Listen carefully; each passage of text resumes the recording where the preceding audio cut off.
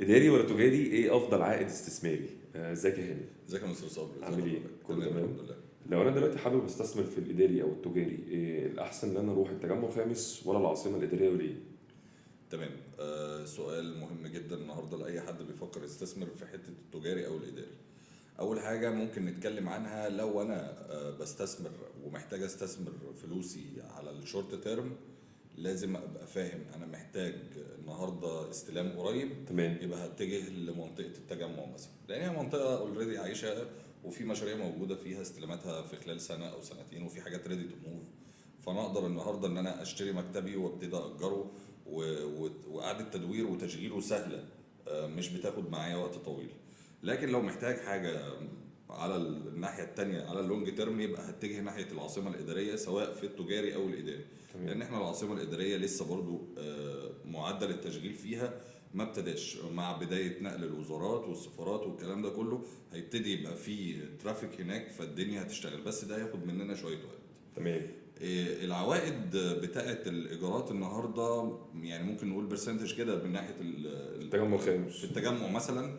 لو هتكلم على افريج البرايس النهارده، ممكن الاداري سعر المتر بيبتدي الايجار من 500 جنيه، تمام. وبيوصل لحد 1500 و1700 حسب اللوكيشن وحسب اسم المطور وحسب المساحه اللي انت بتاخدها، وبتاخد متشطب ولا بتاخد كورن شيل، بتاخد حاجه مفروشه بتحط اللابتوب بتاعك وبتشتغل على طول. ده من ناحيه الاداري. التجاري بنتكلم برضو ان احيانا سعر المتر بيبتدي النهارده من 1500 جنيه، ده للايجار. برضو بيفرق حسب اللوكيشن، انت هتأجر فين، على شارع رئيسي زي شارع التسعين الجنوبي او شارع التسعين الشمالي، منطقه زي مناطق القطاعات، كل ده بيفرق. وبتستلم برضو سواء متشطب او انت هتشطب، الكلام ده كله بيفرق في سعر الايجار. عندنا برضو كونسبت جديد، وهو ان بقوا المطورين النهارده حته التجاري ما بقاش كل الناس بتبيع المحلات التجاريه اللي عندهم. تمام. ده عشان ما يجيبش اي حد يكون عنده بالظبط. يعني هما بيستخدمها وين وين سيتويشن، براند نيمز. هو بيبقى مضطر ان هو يجيب براند نيم عشان يحافظ على الكواليتي بتاع مشروعه. تمام. بلس ان هو بيستخدمها ليه هو كمصدر ربح، او بالكونسيبت بتاع الماني كاو. هو بيستخدمها بالشكل ده، ان هو مش بيستخدمها ان هو يبيعها، لا، هو بتجيب له فلوس وبتجيب له عائد كويس، وفي نفس الوقت قادر يحافظ على الكواليتي بتاع المكان بتاعه. فور اكزامبل، لو هندي مثال كده، ووتر واي النهارده هو بقى لاند مارك، وفي ناس كتير مشيت ورا الكونسبت بتاعه. تمام. ان الناس النهارده بقت المطورين بيأجروا التجاري عندهم. تمام. وده بيظبط عندنا حته الاداري. انا النهارده لما بكون واخد مكتب في بيلدينج مثلا زي بتاع ووتر واي، انا عارف ان انا المكتب بتاعي ده الكاتيجوري بتاعه شكله عامل ازاي، كل الخدمات متوفره لي تحت المبنى، سواء بقى مطاعم، كافيهات، هايبر ماركت، الكلام ده كله، وبكاتيجوري محترم وكواليتي محترم.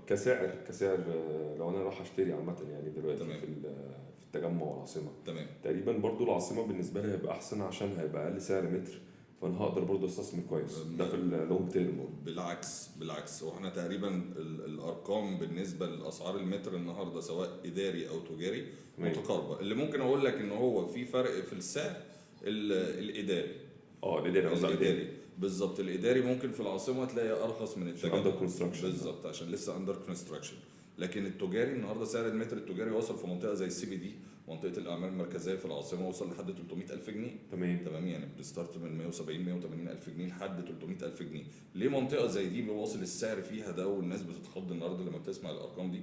لا، هو النهارده لما يبقى عدد الابراج اللي موجوده في منطقه زي ام يو 7 او بنقول عليها بزنس ديستريكت، تمام، المنطقه دي قصاد البرج الايقوني، على منطقه سكنيه حواليها كمان، منطقه سكنيه، منطقه خدمات، شارع سياحي، قدامنا النهر الاخضر، قدامنا البرج الايقوني اعلى برج في افريقيا، قدامنا 20 برج تاني اللي هم الابراج الصينيه اللي عاملاهم الشركه الصينيه. بعد كده الار او اي او العائد الاستثماري في المنطقه دي هيبقى بالدولار مش بالمصري. وكمان الداون تاون كمان، دي منطقه وسط البلد الجديد. الداون تاون دي منطقه الوسط البلد الجديد، بس في تفاوت بين السعر بتاع الداون تاون ومنطقه زي منطقه السيتي. عشان لسه برضو انا بتكلم عن البيك بتاع السعر المتر التجاري. لكن لو هتكلم عن المتر التجاري هنا النهارده في منطقه زي التجمع، لو هتكلم مثلا عن كايرو فيستيفال سيتي، او هتكلم عن لاند مارك 190 او في عده مشاريع تانية. ممتاز. بنتكلم مثلا المتر اللي برضه بيبتدي من 170 180 الف جنيه في بعض المشاريع، لكن البيج نيم بتوصل لحد 200 250 الف جنيه كمان سعر المتر. كويس. تمام. التجاري بنتكلم ان سعر المتر برضه بيستارت معاك من 60 لحد 75 الف، ده الاداري سوري.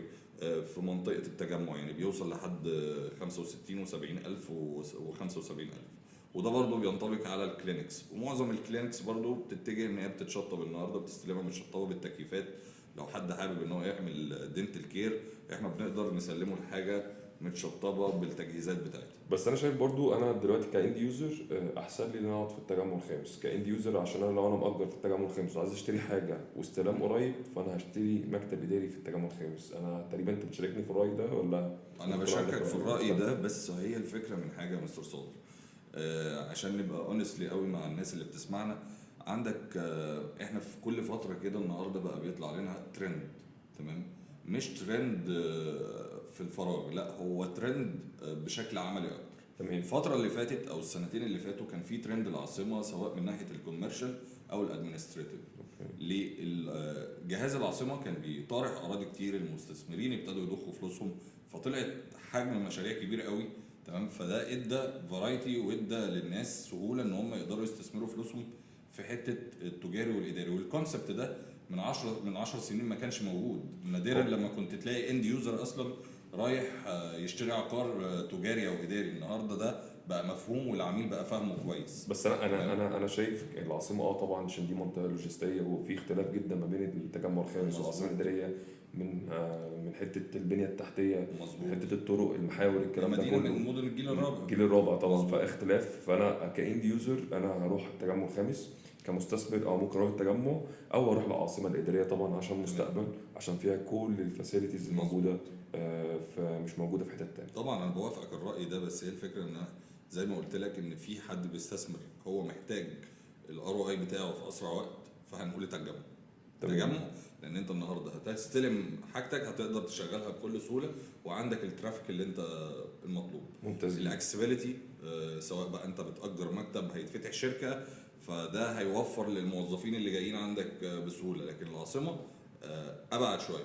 لكن العاصمه طبعا بس كل يعني العاصمه والتجمع وزايد، فكل الحته دلوقتي بقت دلوقتي الطرق طبعا شبكه الطرق في طفره في الشبكه بتاعت الطرق، كل اللي بتروح للاماكن مظبوط. بسهوله جدا. مظبوط. تمام يعني شكرا جدا ليك. شكرا جدا ليك. طبعا. شكرا جدا ليك. طبعا لو العملاء بتاعتنا حابين يتواصلوا معانا ويستفيدوا بالعروض اللي موجوده سواء في العاصمه الاداريه او في التجمع، يا ريت تتواصلوا معانا على الارقام اللي هتظهر على الشاشه، او يبعتوا لنا على البيج بتاعتنا على السوشيال ميديا.